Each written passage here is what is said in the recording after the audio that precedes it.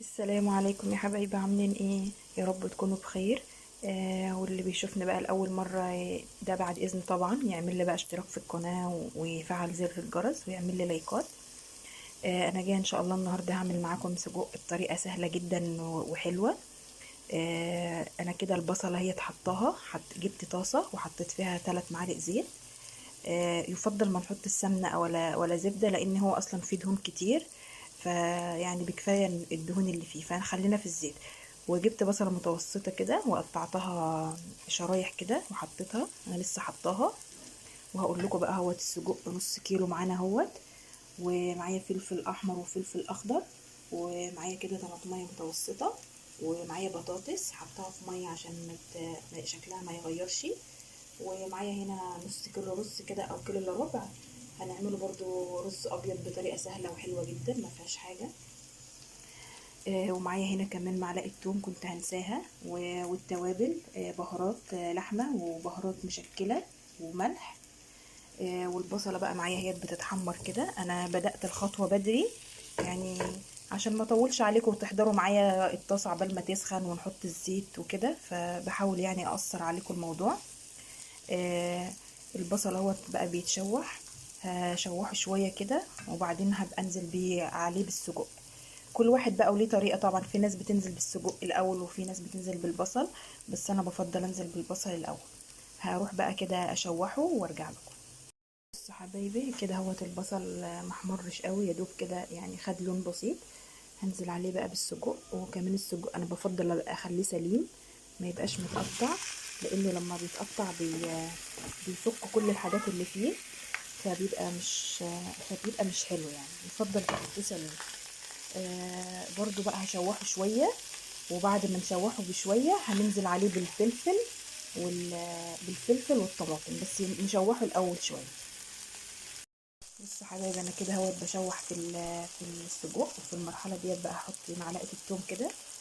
وبرده هندي تقليبه كده. في حاجات هنا انا هنزل بيها في الاخر زي البطاطس. يعني مش هنزل بيها دلوقتي.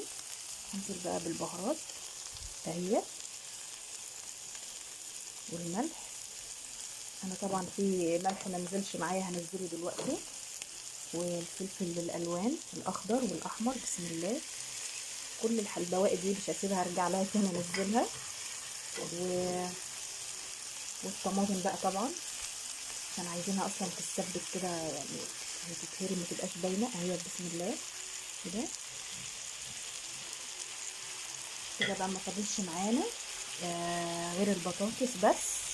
ان شاء الله هنحطها في الاخر جدا عشان عشان هي مش متقطعه كبير قوي يعني. بس الحاجات دي تاخد كده في بعضها كده. سوري. وبعدين احط البطاطس عشان ما تتهريش بقى كده وتبقى شكلها مش لطيف يعني، لما اجي احطها هقول يعني هنحطها سوا. احنا طبعا هنسيب كل دوت يبقى مع بعض كده، والطماطم بقى تتسبك وما يبقاش لها اثر خالص. وان شاء الله هرجع واقول لكم هنعمل ايه. تشوفوا بقى كده الكلام الحلو ده كله مع بعض كده بياخد ويدي. هحط بقى البطاطس كده، انا حطيت شويه اهوت وبحط الباقي عشان هي كمان تستوي كلها كده. وهنقلبهم بقى تقليبه كويسه كده. وهسيبهم برضو يستووا مع بعض. ولو في بقى غطا على قد الطاسه او كده ممكن تغطوها، او يعني بورق